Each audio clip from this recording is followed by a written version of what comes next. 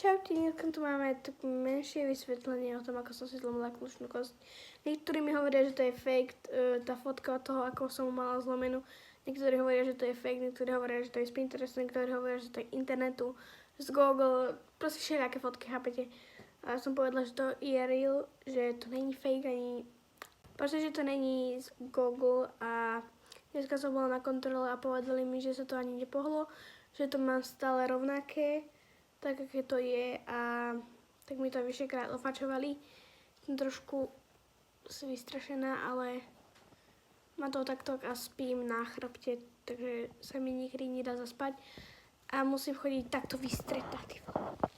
Nemôžem chodiť takto nakrivo, ani takto skrčená, aby viete, že je krba. Musím byť takto vystretá, až sa tie ramená, hej, a ísť. Bro! A pozri, aké som tučná, hele. Lebo ja to mám, lebo to je úplne vysoké. Takže ešte raz, je to real, nie je to fake. Hej?